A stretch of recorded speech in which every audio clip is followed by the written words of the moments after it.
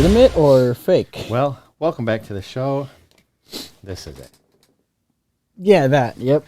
A little confused, but he's got the right idea. Welcome back to the show. We're hoping you guys are having a great day. We are having a great day here on the set. Neither one of us slept last night. So is this the year for catastrophes? Because we've had flooding, famine, drought, zombies. Have we had zombies here yet? Not yet. That's next? That's like in East Kenya right now. They're kind of on their way. So a week ago, we had like a tornado hit the side of your house. Yep. Knocked like 8 or 9 holes in it or something. Yep. And then last night, in the middle of the night, a giant tree comes out across the street and takes out power on your whole block. Yep. Actually, temporarily took out power for the whole city. Yes. Because of the substation. There was something, I don't know what it was, something later. Yeah. Because I was at around 5 a.m. because I didn't sleep. Yeah. Something else fell and also sent tremors through the house, and I never found that one. Yeah. So I don't know where that one is. So back in the day, way back in the day, the Chicago Cubs refused to let a guy bring his goat into the stadium. All right. And the guy cursed the Chicago Cubs to never win the series. Mm-hmm. So the guy died, and that's why they won in 2016? I'm wondering, did your family buy the goat? The house is over 100 years old. Anyway, the good news is the power's back on. Power's back on. Show is running. Cameras are rolling. Everything's good to go. No one got hurt. No one got hurt. No one got electrocuted. Not that I know of. Just a little bit of lost sleep. Pretty much. Yeah. Yep. I Okay. slept until I went to bed at 6:30 a.m. Woke up at 1:30 p.m. Okay, well, I got a lot less sleep than you. So. Well, I figured that I would need to have sleep regardless because I have places I need to go. Hey, Some Sav. Give a shout out to Some Sav. Hey, Academy Impossible. Thanks for watching. Have This Too. Thanks for joining us today. We'd also like to give a shout out to Four Gathers, who started following us a day ago. Thank you for following us. Thank you for watching. We appreciate all the love and the support that you guys bring. We have a great show planned for you today. Today is actually, I worked in one of the national days into the show. Segue. Not today's national day, but it has to do with the article. So you'll see it when it comes out.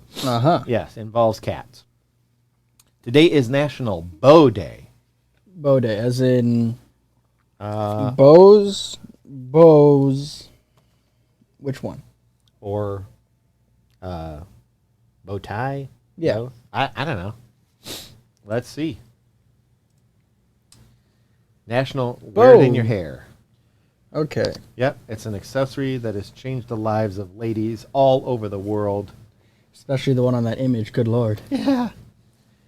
National Aviation Day. Aviation? Yeah. Amelia Earhart. I was out flying the drone, so I kind of took part in that. All right. National Soft Serve Ice Cream Day. If you're at home, you're listening to this, and you have ice cream in your freezer, leave it out on the counter for a little while. It will become soft, and then serve that bad boy out. Fair enough. There you go. National Potato Day. All right, best day by far. Can't get any better. Don't care about anything else. Yep. The Irish all over the world are celebrating. Rest of the day doesn't matter anymore. This is your day. Yep. This is your day. Anything you like to add? I'm gonna have potatoes for dinner. Potatoes for dinner. Potatoes. I had mashed potatoes and gravy at lunch. I Sounds wasn't nice. going to eat them, but I did. I got a smaller lunch than I usually do because it was hot outside, but I needed to eat something. All right. Yeah, so I did that. And I had one of my customers give me a bag of tomatoes. So it's not quite potato, but one letter off. It's pretty close. I'm going to take it.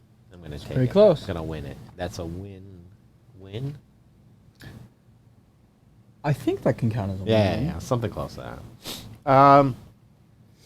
Or a win participation award. Yeah. Academy had this and some staff. Okay, I think I said, am I missing something? I feel like I'm forgetting something. We're all set. Yeah. So you got a haircut. I did. Was that on the last show? Yes, it was on yesterday's show as well. Yeah. How did I miss that?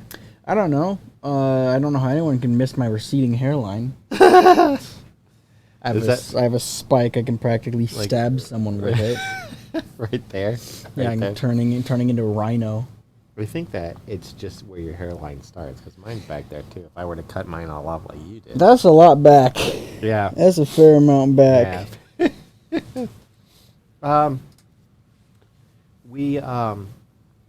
It was like warm today. It was warm. It was humid at midnight. It was very humid. When the fan stopped, when the power went out, it was very humid. Thank you for that. Give the goat back to whoever. Or salt. I gotta figure out where it's buried first. Yeah. Or whose stomach it's in. Yeah, okay. All of a sudden my allergies kicked up, so I hope you can't hear me sniffling on the thing. But I'm sniffling as well. I was doing really good until I came in here. I don't know, did we stir Is there dust? There might be dust. Yeah. Remove it. Oh, you know what it is? Because we moved out one of the lights. Probably kicked up dust and dog hair. Oh, yeah. Because we Yep. used one of the studio lights for extra power last night. Yep. Okay. Well. No, let's head right on into it. The good news.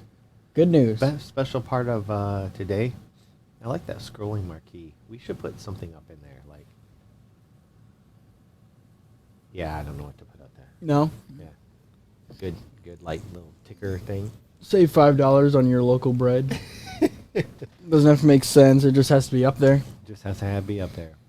We're going to talk about that today, putting stuff on the internet and making it true. That's what we do every single time. That is a thing.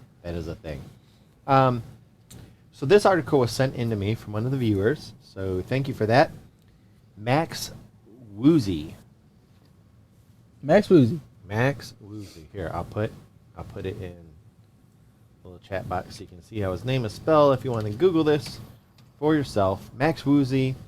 I got this article last week, which we didn't have because of the tree that fell down here. Mm-hmm. But he set a camping challenge for his 500th night.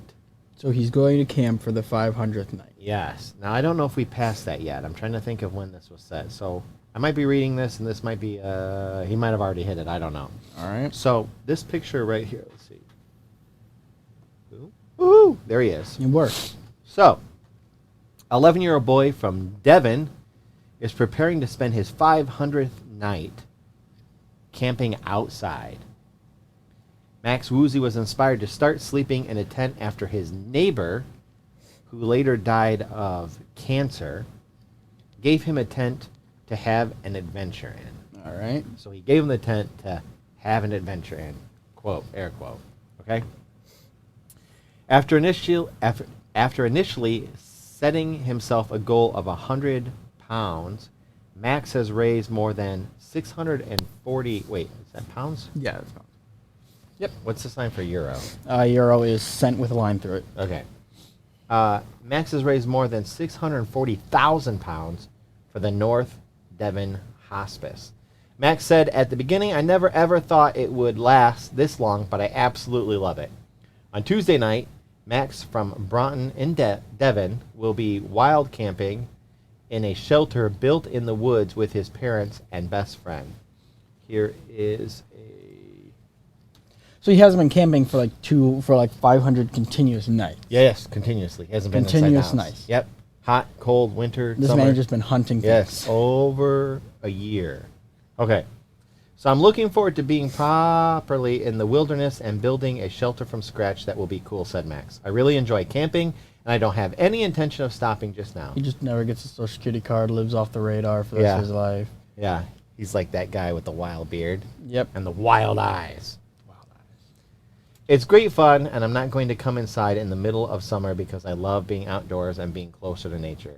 Max added that he has been slightly distracted during the shelter's construction, playing around a bit, but it would be ready in time. It's a whole log cabin. Talking about money he has raised so far, he said it was unbelievable to raise that amount. He said it's 100% worth it. All the hard moments that I've gone through. Here is... Oh! There's another picture. That's actually a picture of him with Boris. The knockoff Donald Trump. Yeah, there's Boris and the dogs inside. Max's mom, Rachel Woozy, said, I said to him on numerous occasions that he doesn't have to stay outside anymore and that he has already achieved something special, but he always says no. Max began his camping adventure on 28th of March 2020 after hearing hospice fundraising events were getting canceled due to COVID-19. His neighbors, Rick and Sue, who inspired the challenge, were cared for by North Devon Hospice in their final days. The charity has estimated that the money raised by Max amounts to more than half of what has been lost in donations due to the pandemic. So this single kid has raised more than half of the amount that they would normally get from just all of their fundraising because of COVID. One kid. Delta variant. That's crazy. That's crazy. Variant coming out. Yeah. Round 2. Yeah. On his 1-year anniversary, about 1,000 children joined Max in a big camp out from as far away as North America and Singapore. Yeah, and they all got together. Isn't just normally living in Singapore like a camp out? Kind of. Yeah. Yeah. Singapore, they have a lot of open areas. Very open. I don't know. I just kind of a neat warming story. I know that I've camped out. I like camping out. I don't know if I would camp out and sleep on the ground for 2 years. But, you know, raising money for a good cause. Celebrates his birthday by just building himself a cake made of sticks. Yeah. And mud. Eventually, like, he's going to grow up. He's going to have a family, and they're going to be like, you want to go for a camp out? And he's like, yes, I do. Oh, yeah. Yeah. He's already going to have a secondary car all packed. Yeah. Yeah. It's going to be nothing. He's going to have one of those giant bags with start everything. Digging a hole. We're going to make leaves and put it over the top of us. Yeah. This is real camp. My next story, also sent in from a viewer. German police revive a girl's dropped chihuahua. So... I knew you were going to say something. Go ahead. Okay. Here we go. Now, there's different meanings to dropping something. Yeah. Did the police drop the chihuahua? No, the little girl did. So the little girl dropped physically dropped the chihuahua. The German police didn't drop kick the thing and then be like, you know what, no, let's resuscitate I meant this. the other type of dropping. Oh, the chihuahua. Because like the police dropped the chihuahua and then like, oh wait, we made a mistake. So a squad of German police officers show up at this house. This chihuahua attacks them, and they drop it. Dude, I'd drop a chihuahua on sight even if it didn't attack me. That's so funny. Okay, so in Berlin, the Associated Press reports, no job is too small for Hamburg police. Hamburg police. Yes. Go ahead. Of course, it's the hamburger people. Go ahead. I knew it. Of course. The beef people always find a way. And potatoes, man. Yep. Okay. Officers in the German city have found themselves having to perform CPR on a chihuahua last week after a distraught girl came rushing into a police station saying her pet had stopped breathing after she accidentally dropped it. Now, I've seen chihuahuas. Yeah. I'm convinced that if you drop a chihuahua from a height of 3 feet or more, it will die. Yes. Its legs will snap. It looks like they have like little toothpick legs. They're just genetically mutated rats. I'm convinced. They're like a rat bred with a bulldog. Yeah. Except they don't get all the fat of a bulldog. It's just like a genetically engineered. They're a malnourished rat. It would be like a rat got bit by a wolf and turned into a were rat. Yeah, exactly. But its legs and bones have the density of a toothpick. I believe that you're right. It's like a genetically engineered rat with parts Dude, it's got to be with parts of elephant and parts of it's weird. And you know what? Every one that you've ever seen, even though they're small, they believe that they're like bigger than. They're the biggest dog on the. Oh, they're the biggest dog until I punch it through a window. Yeah. Okay, so while you read that, I'm going to figure out the origin of the chihuahua. Okay, because I need to know. Okay. Well, after checking its vitals, officers cupped the dog's nose to provide mouth-to-snout resuscitation and massaged its tiny heart all the way to a nearby veterinary clinic. In a statement Friday, Hamburg police said vets later called the precinct to say that the dog was in stable condition. Well, that's good. Stable condition. So that is the good news. The Chihuahua made it. Oh, and also, this is sort of a community announcement. Don't drop your Chihuahua. Yeah, throw it through a window. Yeah. So Chihuahuas have, at least in my belief, devolved. So Chihuahuas, they originated from a dog that was kept by the Toltec people all the way back in the 9th century. This is like South America type of a thing, right? Mexico, yeah. Okay, yeah. The Toltec dog was mute. Really? You know what isn't mute? A Chihuahua? Yeah, they have. I'm convinced they have devolved to have vocal cords. If all Chihuahuas were mute, I would respect them so much more. Chihuahua should be seen and not heard. Exactly. Exactly. All right. Well, moving on to my next article, which is actually about a pet. Hey, and I have, this actually is relevant to me now as well. Okay. Well, you want to say it after or before? I'll say it after. Okay. This article is about the Bandicoot. The Bandicoot. Bandicoot returns to Australian National Park after being locally extinct for more than a century. There's a picture of it right there. And that actually is a rat. So there you go. Bandicoots are just tiny, are just mice. Yeah, they are. They are. Locally extinct bandicoots have returned to an Australian national park in New South Wales after more than 100 years. The nationally threatened species, known by local Aboriginal people. Is it just Aboriginal? Aboriginal? I think it's Aboriginal. You know what? There you go. I think it's just Aboriginal because I don't know what in the world you were I was like trying to, and I knew like I had gone through this article before. You're like Abergorn, like you're skipping 3 decibels. You know what, ladies and gentlemen, don't stay up all night helping your friends get power back on. Aboriginal people. Thank you for that because I feel like I just had a stroke. It sounded like good news is I didn't. So there you go. Aboriginal people as Taupero once ranged across inland Australia, including the area now managed as Stewart National Park. The small native marsupials became extinct in the region after ecosystem changes caused by rabbits and predation by feral cats and foxes. Now, a founding population of Taupero have been reintroduced to the area by the team at Wild Deserts. Their reintroduction is another major milestone in the Wild Deserts Conservation Project, which last year reintroduced bilbies and malgaras into the national park. I'm pretty sure that, like, if there's still feral cats and foxes out there, you're basically just giving them. They're out here reintroducing Bibles to the wild. The foxes are all like, yummy. I gotta look up what a bilby is. Yeah. A bilby looks like a bandicoot. Yeah. Yeah. It's just another like small mouse-looking animal.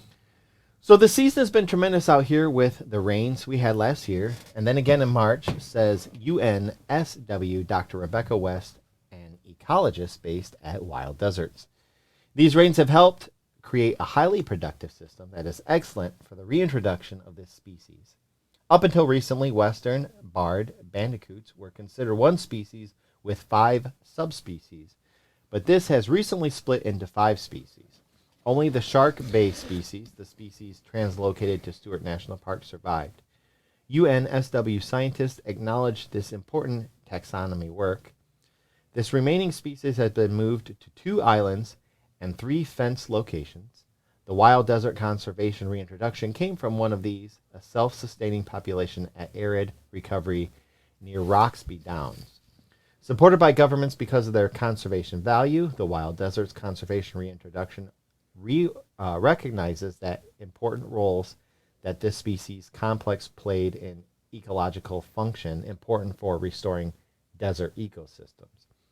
The Wild Desert team eradicated every last rabbit, cat, and fox from 2,000 hectare feral-proof fence enclosures within Stewart National Park, creating one of the largest feral animal-free area in Australia.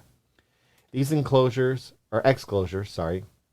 in the wild work as training zones where reintroduced vulnerable species can learn to live in the wild without danger from predators like cats and foxes. When their population start thriving, the animals will be released into a second training area with predators where they will learn to become predator smart. The ultimate project aim is to release a smarter generation of bandicoots and other locally extinct mammals back into the wild. NSW Environment Minister Matt Keene says the reintroduction of this important species to the corner country in Stewart National Park is another huge step in our battle to halt and reverse the tide of mammal extinction. Hold on a second.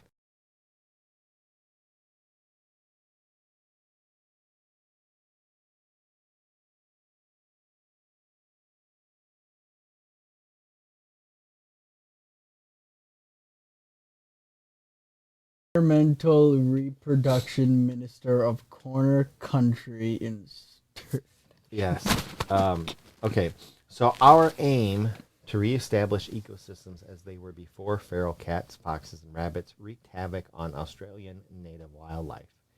Talpro are the smallest members of the bandicoot family, roughly the size of a guinea pig, and they can be distinguished from other bandicoots by their fawn-colored coat with pale stripes across their rump.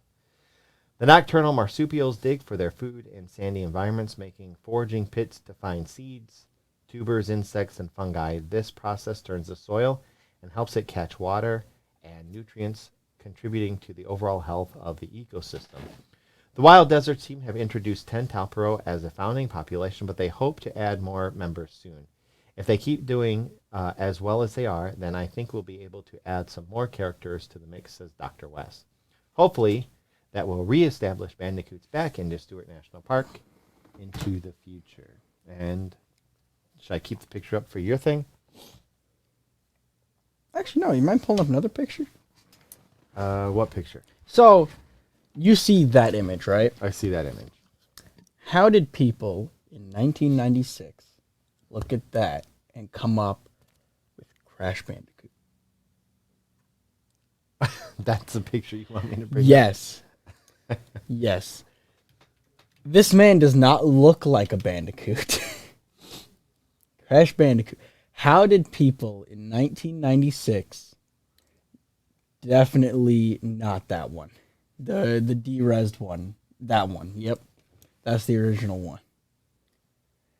How did people look at that? This nice fluffy creature and come up with that? I can't find anyone bigger. That might be bigger. I don't know. But like, you get my point, right? Yeah. He doesn't. Oh, there he is. That's the original one. That's the original Crash Bandicoot right there. How do you look at that and come with that? Yeah. Yeah. How do you? You got me there. It doesn't look like a bandicoot That thing at all. I don't know. It looks more like a. So it's a bandicoot, but the size of a person with gloves, tennis shoes, jeans, and a mohawk of red hair. How do you look at that? You got me there. I don't get it. You got me there. I like how your mind just went there. Because I'm playing through the original Crash Bandicoot games right now on stream. Nice. I didn't even remember that. I have sitting upstairs is Crash Bandicoot 3 from what, like 1999 or something? When you said it, I was like, oh yeah, but I never thought of that during the whole time I looked at this article. Yeah. So thank you for sharing that. I always come with the video game stuff. I feel like that I'm never going to get my those 2 minutes back. Oh, never will. But you know what? It's minutes well spent. The good news is that's kind of a neat segue into my next article, which talks about a hacker. Oh yeah, have you heard this article? Recently, a hacker stole $600 million, and he's offered a reward in his job because he gave it back. from a security team. Yeah. Why did he give it back? Yeah, here you go. There you go. Well, I mean, I think that you notice when just all of a sudden $600 million goes missing. I would notice if somebody took $600 million out of my bank account for sure. Yeah. I think I might know, well, especially because I would be negative $600 million. Okay, in a dramatic digital turn of events, a hacker with a heart of gold who exploited a flaw to steal $600 million worth of cryptocurrency from a trading site has been offered a job as chief security advisor to the very company he robbed. He's like 17. Yeah. He was even offered a $500,000 as a reward if he could track down and identify the flaw which allowed him to breach the network security. But he turned it down before returning the stolen property to the users who lost it. So they immediately knew who he was. Well, yeah. Poly Network, a platform for making cryptocurrency transactions across different blockchains, was shocked to find that more than $500 million was stolen through a vulnerability identified by a hacker named Mr. White Hat. Yeah, of course. Yeah. While the assets were flagged, making them almost impossible to convert into dollars, Poly Network decided the best way to ensure their network was hack-proof was to hire the man that proved it wasn't. In a statement, Poly Network said they maintained daily communication with Mr. White Hat, who shared his concerns about Poly Network security and overall development strategy in a recent public dialogue. We are also counting on more experts like Mr. White Hat to be involved in the future development of Poly Network. Also, to extend our thanks and encourage Mr. White Hat to continue contributing to security advancement in the blockchain world together, we cordially invite Mr. White Hat to be the chief security advisor of Poly Network, they added. This guy stole $600 million from us. Let's give him access to literally everything. Well, the next guy might come along and... Because let's just say he didn't return it. They can't... Well, okay. He might not be able to spend it, but if they can't get it back, that's still a lot of money. Yeah. Yeah. Poly Network said several times that they have chosen not to pursue legal recourse, and while Mr. White Hat has declined the offer of the $500,000 to hunt down the source of the security breach, the company gave it to him anyway to use it as his own discretion for the cause of cybersecurity and supporting more projects and individuals. Says, oh, we're going to give you this cybersecurity. Proceeds to steal another $600 million. Yeah. Poly Network has also announced that anyone using their platform to trade CC will receive up to $100,000 in Ethereum as a bug bounty for each critical vulnerability they identify and bring to the attention of the company. I have to write this down. I might get $100,000 tonight. We're gonna try this. Okay. So we're going to break into a trading site and steal $500 million. Yeah, I just need to steal anything as long as I can get $100,000 for it. Yeah. So far, all but $33 million of the $600 million worth of CC Mr. White has lifted. Mr. White Hat lifted has been returned, with the remainder still frozen and unable to move. So it's all a lie. He steals $33 million. Hey, Super Sav, how are you? Could you imagine? Yeah. It's all a lie. He just kept $33 million, gave them a bug that says the rest is still frozen. Yeah, that's why he doesn't need the $500,000. This 17-year-old bought a mansion. Yeah. Cash. In cash. In crypto. Yeah. So, how'd you like to make $100,000 tonight? All you have to do is just break into a top secret facility. Honestly, probably wouldn't be that difficult since it's digital. Yeah. It'll probably be pretty easy to identify stuff. All right. So my next article, segueing from mining cryptocurrency to mining actual minerals. So mining actual currencies. Yeah. Did you see how I did that? Pretty nice. We're doing really good. Thanks, Super Sample. Okay, so mining zinc, nickel, and cobalt from plants is called phytomining. Heard of it? No. Okay. You want to know why? Because I don't look at plants. Don't look at plants. It is the sustainable future of trace metal mining.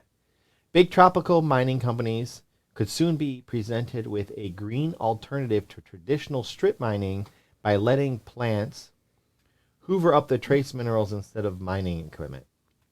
Phytomining is, as it's called, relies on select few species of plants that can literally suck the soil dry of minerals like zinc, selenium, nickel, and cobalt. Sorry. Rather than polluted rivers, plumes of sulfur dioxide, and the throng of heavy machinery, phytomining, as one demo site, which started in 2015, bears witness, relies on locals to trim a few feet of a 20-foot tall green shrub. These leafings are collected and burned to create bio-ore filled with 20 to 25% nickel by weight. The mining industry is keen to see how this green alternative to one of the most carbon-heavy industries can actually perform, allowing plants to gather materials for your beets, rooting around for it in the ground on a remote island like Borneo. We can now demonstrate that metal farms can produce between 150 to 250 kilograms of nickel per hectare, about 170 to 280 pounds per acre. Annually, Anthony Vander Et, a senior researcher fellow at Australia's University of Queensland, told Grist in a special report on phytomining in Indonesia. At this stage, phytomining can go full scale for nickel immediately, while phytomining for cobalt, thallium, and selenium is within reach, Vander Et said. Nickel mining companies might be drooling over the scientific modeling Vander Et and other metal farmers experts have done that found nickel phytomining to be on a similar cost basis to corn farming, but with an after production gross around $1,800 per hectare, making it a very profitable activity. While the Grist reports details phytomining in Borneo, trials have been done in the U.S., Italy, Albania, Canada, France, Spain, and New Zealand. There are around 700 recognized hyperaccumulators, which is the term for plant species that can absorb large quantities of these minerals before depositing them in their shoots, branches, and leaves. There are some parallels to food agriculture. For example, the amendment of calcium is vital, while nitrogen and organic material supplementation seem to increase the available nickel in plant shoots. By far, the most advantageous aspect of phytomining, if you run a major mining corporation, is actually not where the soil is rich, but where the soil is poor.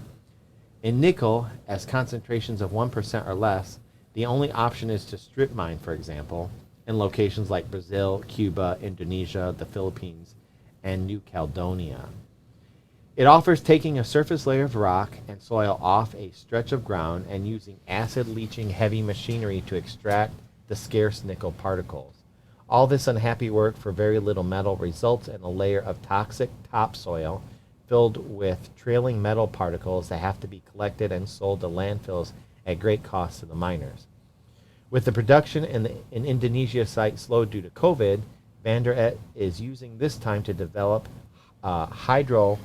metallurgical extraction methods as to avoid burning the plant trimmings for nickel, thus eliminating the CO2 generated. So making it even better. That's not bad. Yeah. I remember watching the sci-fi show. Actually, there's been several where, like, in the future or aliens or whatever, like, actually grow machinery. Yeah. And one of the articles that I was going to do a week ago has this bridge that the local natives built out of trees. Not like you cut down the trees and build a bridge. Like, the bridge today is alive because the tree grew into this bridge and they use it to cross. So it's kind of neat. It'd be kind of cool to just, go outside and grow your car. An organic car.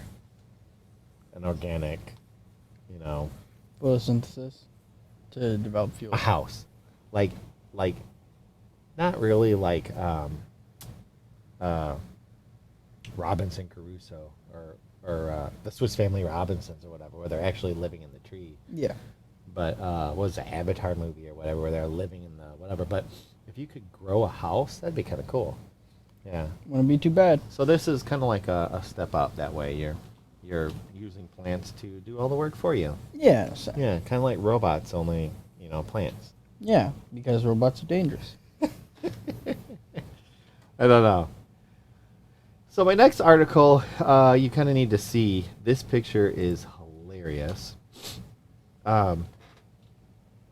This mom was at the zoo, and she took a picture of her daughter that was photobombed by this stingray.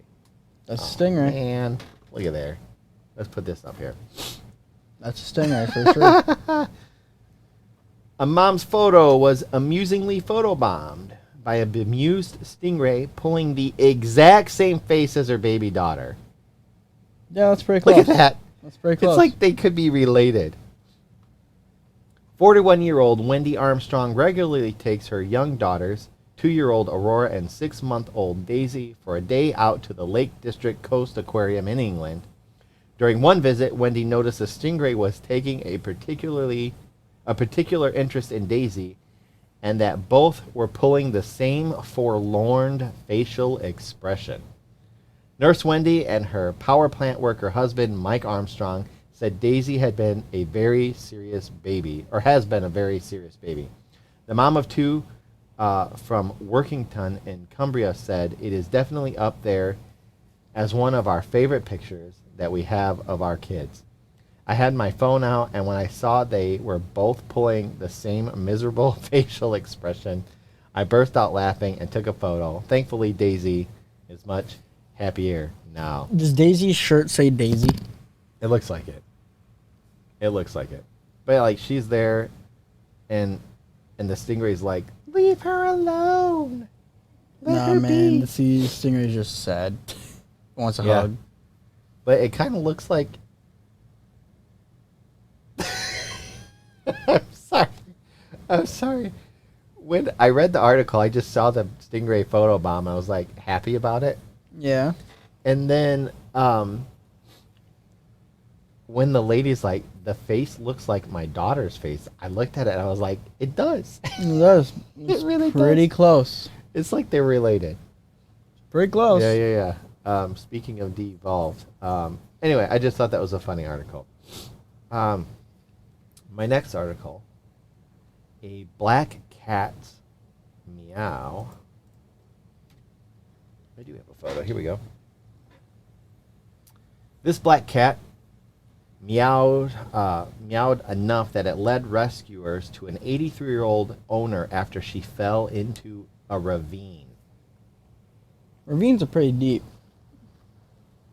I wanted this cat to be named Lassie so bad while I was reading this article. You know? Timmy's fell down the well.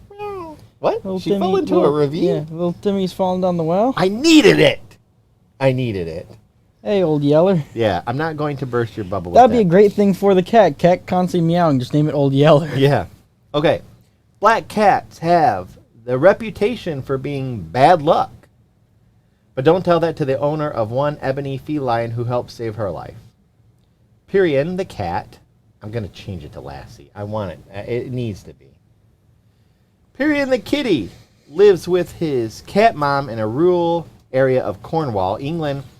When the 83-year-old Bodeman woman went missing, neighbors launched a search party, scourging the nearby countryside, but she was nowhere to be found until researchers caught sight of an agitated Pyrian mewing loudly by a cornfield gate. The cat is very attached to her, and he was going back and forth in the gateway and meowing, so I decided to go and search the maize field. Searcher Tamar Longmuir told Sky News. With the crop standing 7 feet tall, the going was difficult. Keeping to the perimeter, Longmuir skirted the field, calling out her neighbor's name. She'd reached the bottom of the field when she finally heard a faint response. To Longmuir's dismay, she realized the elderly woman had taken a tumble down a steep 70-foot ravine and, after passing through some barbed wire, had finally come to a rest in a stream. Although Longmuir was able to make her way down to assess the situation and thankfully learn her neighbor lady had sustained no major injuries, it's believed the octogenarian had been stuck there for several hours. Longmuir had to climb back up the ravine to get cell phone service, but she was able to contact emergency crews who soon arrived to extricate the stranded senior from the ravine. After a concerted 2-hour effort by almost 25 emergency personnel from the police, fire department, and air and water rescue services, the woman was airlifted to a nearby hospital for treatment.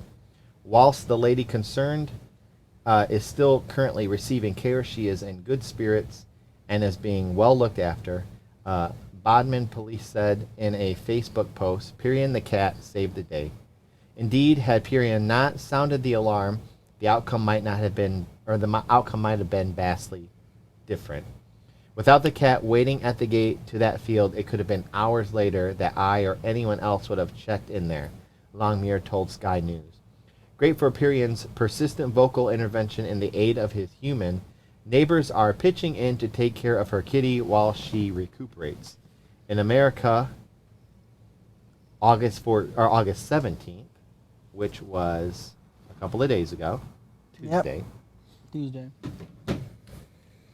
It was National Black Cat Appreciation Day. Ain't that something? Isn't that something? It's like right there. Right there. And so from this point on, this lady will celebrate it every August 17th going forward. She probably did. And that was my segue into That's your segue? That was my National Black Cat Appreciation Day was right at the moment where this black cat saved a life. That's not that bad of a segue. Yeah, it's kind of a neat. Pretty good segue. It's too bad we couldn't. Yeah, right? Yeah. But, you know, hey. Yeah, what are you going to do? Yeah. So. Anything? Just cats. Yeah, I'm kind of allergic to cats. Cats and ravines. So my next article. How much time do we got? We got time. Fair right? enough. We got Okay. like 16 minutes. Oh, yeah. So my next article. This lady here. Why is my head in the way of all of these pictures? Because all the pictures are always on the left. I got like extra wide pictures. Goodness. Here we go. Let's do this. After collecting over 8,000 titles, this woman fulfills her dream of opening a bookstore while recovering from her diagnosis. What was she diagnosed She with? looks pretty sad. I would think that, like, if you could start your dream, you'd have been like, would have taken a happier picture, or someone could have sent in a better picture. Anyway, while youth is often a time of great promise and achievement, a life well lived can also be filled with any number of next chapters and second or even third acts that add depth, nuance, and meaning to our stories. At 65 years old, Somerset native Carol Ann Warburton experienced a plot twist that led to a fulfillment of a long-cherished dream she'd never even spoken of aloud. After a debilitating illness incapacitated her, Warburton was left with the question of what to do going forward. During her convalescence, her daughter brought around some real estate listings for the sort of homes in which she thought her mom might best spend her golden years. Coincidentally, among the notices was an offering for a small barber shop with an above-stairs apartment. For Warburton, although she admits the place was awful, it was love at first sight and the perfect opportunity to do something she'd yearned to do for almost as long as she could remember, work in a bookshop. Less than 3 months after coming to her decision, Warburton had handed in her retirement notice, sold her house, bought the store, and using a personal inventory totaling between 8,000 to 9,000 titles, she launched her new venture, The Book Rest. Nifty. Warburton has been an avid book collector since she was a child. As an adult, she married a man with a similar avocation. The 4-bedroom home she and her ex-husband shared with their children, much to their dismay, was chock-a-block with books. That was her exact words. Chock-a-block. I've never heard that phrase before. Chock-a-block. But it was like, quote, chock-a-block with books. I need to use that, though. It's kind of a neat. I think I could say that. But I think you know exactly what it Yeah. means before you use it. Yeah. Like, my bedroom is chock-a-block full of junk.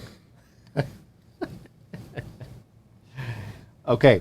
Warburton admits learning to let go of her beloved homes with a bit of an adjustment, but one she feels the better for making. It still feels, when a special book goes out, like a bit of a loss, as if some little part of me has been taken away, she said in an interview with The Guardian.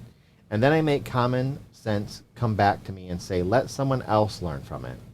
It's a growing up, if you like, and acceptance.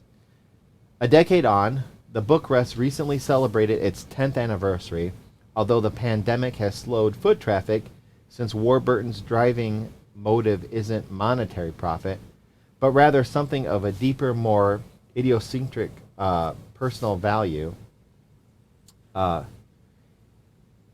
Idiosyncratic, sorry. I'll get through this. Personal value. She has no plans to close up shop. Having achieved her own dream, Warburton sees every day in the bookstore as an opportunity to help others realize theirs as well. All the dreams are in the books, she told The Guardian. They are all there waiting to be picked up. Someone can walk in tomorrow and say, I have been looking for that for an awfully long time.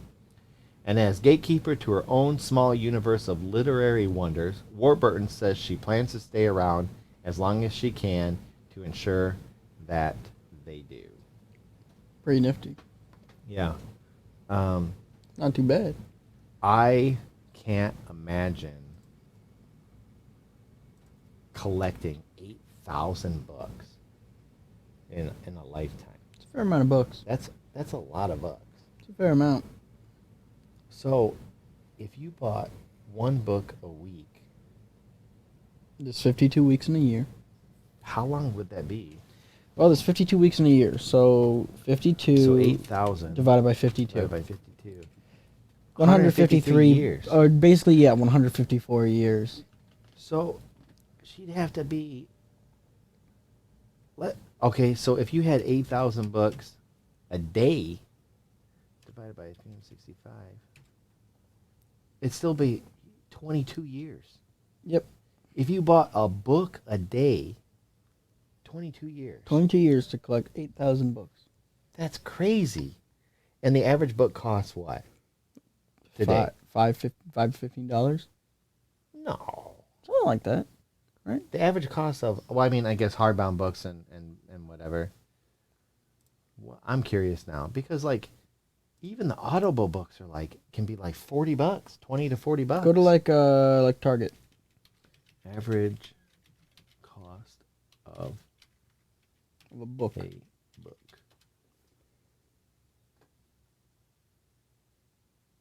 Average cost of books falls in $13.95 to $17.95 price range.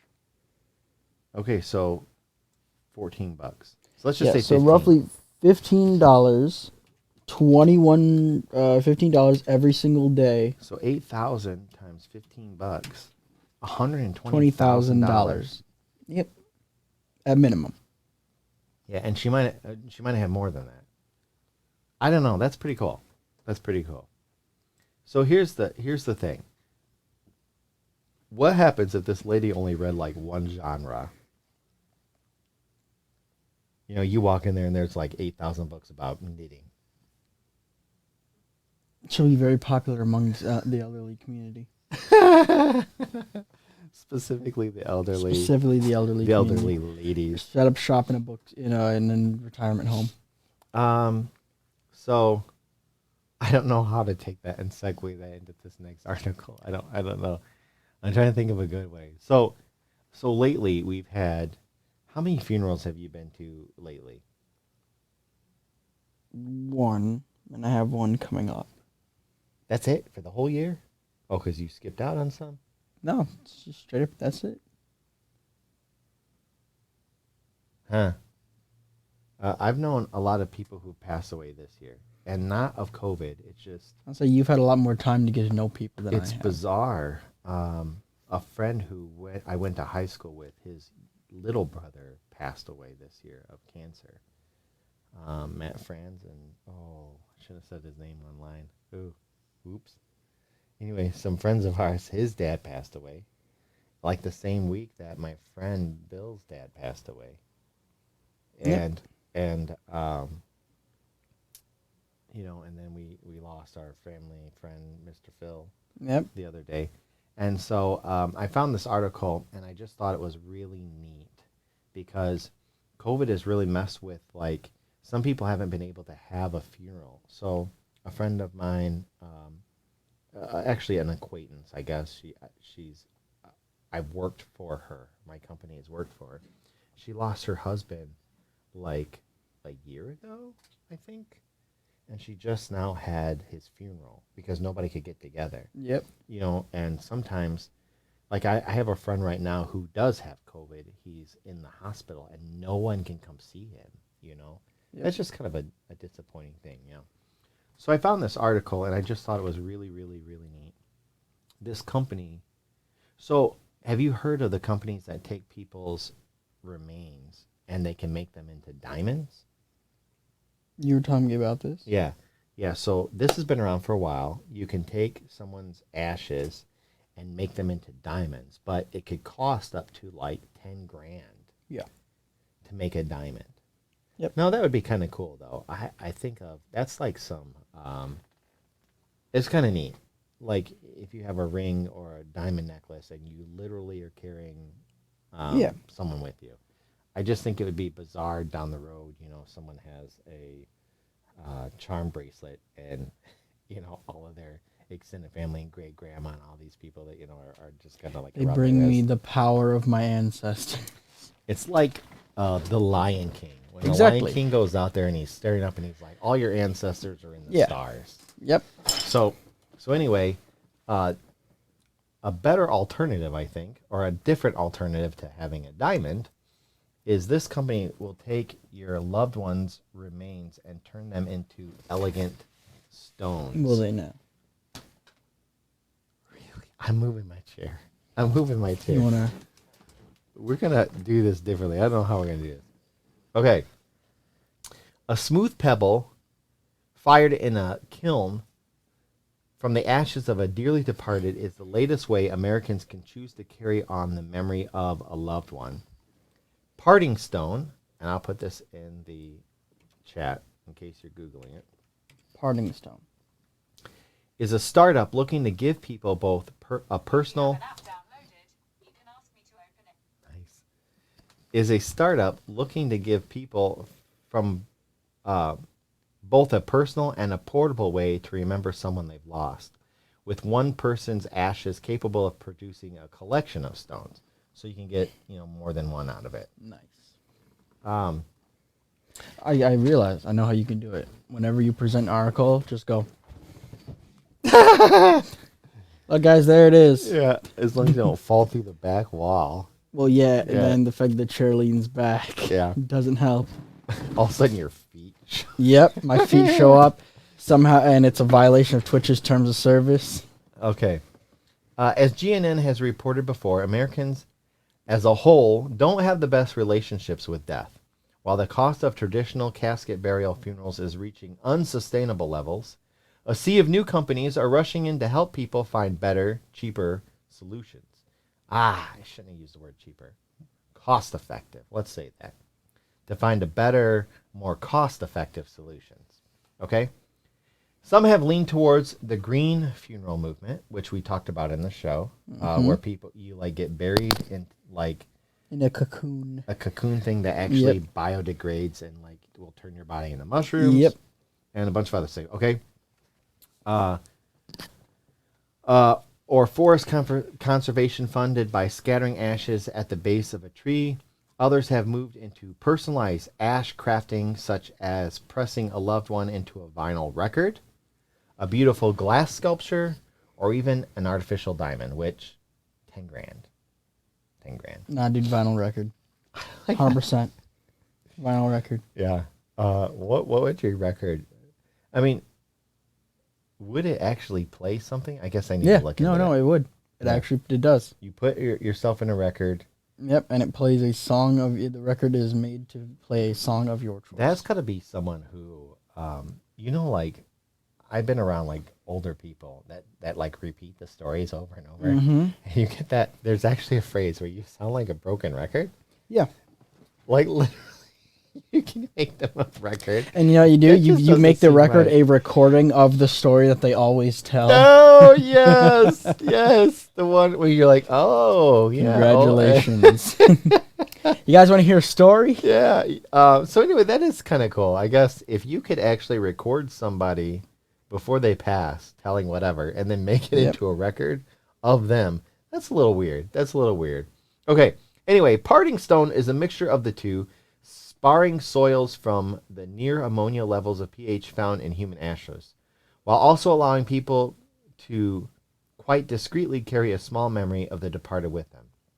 It's a canvas for the experience, not the experience itself, explains founder Justin Crow to Fast Company. The ashes are milled into a really fine powder and mixed with water to create a clay-like base. This is placed into a kiln and fired into the stone, which is then polished. Without knowing exactly why, the stone tends to vary in color, which Crow hypothesizes could be due to physiological differences between the deceased, such as diet, composition, or medications. So even though you're broke down into ashes, each stone actually looks different. Groups of stone look different from the other. Like you can actually, so if you had like 5 stones of like, your great grandparents or whatever, you can actually identify them because they would be different. Yep. Yeah, that's kind of neat. Regardless, they can appear white, brown, faintly bluish gray, or green, lavender, or with a variety of speckle patterns. Weighing between 4 to 8 pounds, a family will typically get anywhere from 40 to 60 stones at the cost of about $650 for a person and $300 for a pet. That's like casket prices back in the mid-90s. Yeah. But it's kind of cool. I mean, I don't know. Some people I think would be weirded out about carrying grandpa in your pocket. But Great grandpa can skip across the lake. let's see if we can get him to the other side. Exactly. Perfect. No! We've got 40 attempts. Yeah.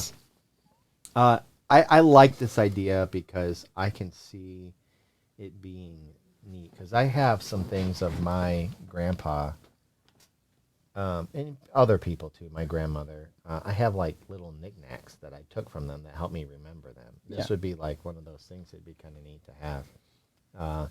And there's like a huge whole Zen thing of like your rock garden. I don't know if you've had with the sand and everything. This is made with the bodies of my... I'm going to stand in there and have the bodies of my hands. Okay, anyway.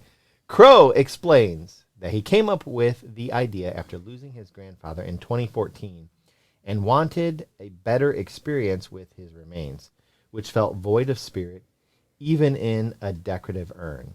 Of course, as Crow points out, ashes usually come in a plastic bag before an urn is chosen.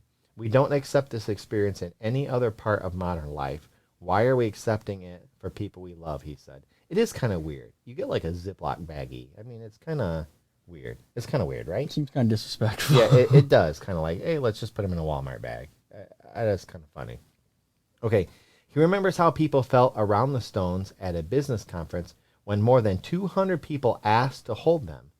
Collecting small, beautiful, or fascinating stones is something many of us do, especially in natural places like a waterfall or in a desert wash where interesting geological processes occur. Holding a smooth stone that fits nicely into one's palm, knowing it contains a piece of something you love, speaks to that very primal desire. So, Rocks. I think that if I could go, unless I can think of something better, this sounds like a great way to go. I'm going with the record. Going with the record. I want to be made into gold bars. Probably do it. Yeah. I'd probably find a way to do it. Gold bars, it's like 60% you per bar. It's got a stamp of your face on it.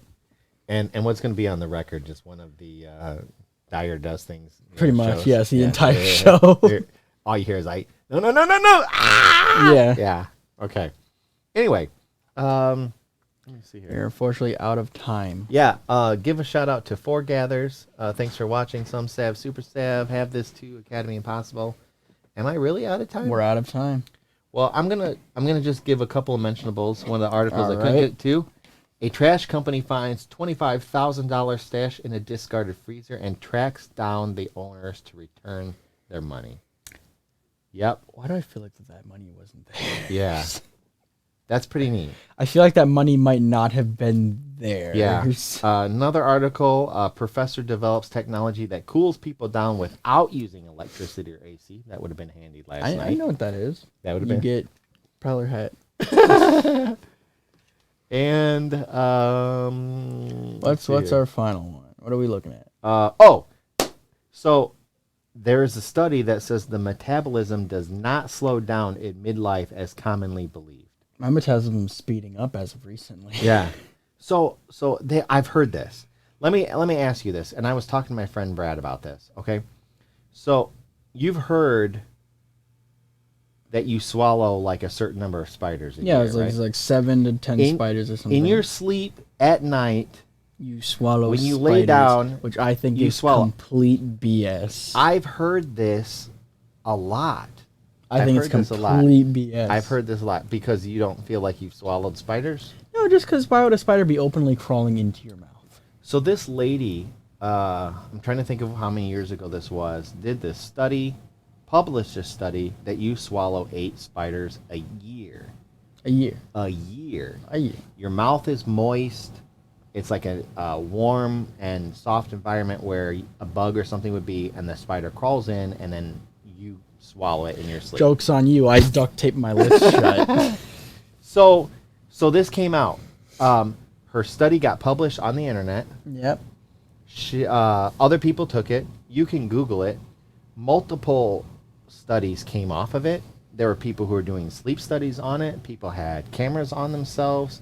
It was published in multiple journals. You swallow 8 spiders a year. Okay. Scientific American, Britannica, sorry. Sleep.org. Yeah, Reader's Digest, Burke Museum. Anyway, on and on and on and on. So I think it was 7 years or 8 years. Okay, so this lady started it in 1993. Anyway. All I'm saying is those spiders better die the second they get past my teeth. Anyway, 6 or 7 years afterwards, the lady came out and she said, I let it go this whole time. It's fake. I made it all up. I made it all up and I put it on the internet. Yep. And for years, people have talked about it, done it. Yep. And up until recently, I thought it was true. No, it's complete Honestly, thought BS. it was true. It's not true. It's complete it's BS. Not true. This first time I heard that, I'm like, that's not true. Yeah. There's no way. So metabolism doesn't slow down either. And I've heard this. I've heard a lot of other things, you know. So they used to say that, hey, if a baby bird falls out of a nest, don't touch it and put it back in there because your smell will be on it and the mom bird will like reject it going forward. I've heard that too. Clock the mom bird in the teeth. It's not real. That's a made-up thing Yeah. too. Some mom knew that there were diseases and they're covered in their own, Yeah. they mess themselves and everything up in there. Excrement and And they didn't whatnot. want their kids touching it, so they said, Yep. hey, if you touch that bird, it's going to die. And the kid was like, I don't want the bird to die, so they didn't touch it. And it started spreading around, and then, like, I believed it. And this was, like, years and years later. And so my mom told me that, and my mom believed it. And her mom told her, and her mom believed it, and none of it was dude. true. None of it is true. It's complete None of it is BS. true. It's not true. But anyway. I never believe any of this stuff until I see, like, it actually your happen own? with my own eyes. I'm gonna videotape a spider crawling in your mouth, and then we're gonna talk. No, but anyway, it's all made No, up. I better wake up as So Spider-Man. the last article: metabolism does not slow down in midlife as commonly believed. So when you're thinking about you're in your 50s, 60s, 70s, 80s, and you're thinking, oh, it's just me because my metabolism naturally slows down. It's not true. Don't believe it. We appreciate you guys watching today. I'm still gonna be shoving burger after burger in my mouth. We believe, or we're happy that you're watching today. Come see us next week, next Wednesday at 4 p.m. Central. We'll be back. We're going hopefully to finish the game. Hopefully. That's the plan. We're going to finish the game that we started 8 weeks ago. It'll be our 9th week, believe it or not. And then we move on to the continuation of said game. Yeah. And then next week at 4 p.m. Thursday, we'll be back with some more good news. We appreciate you guys watching. Thank you, and have a great Have a good one, guys. Bye-bye.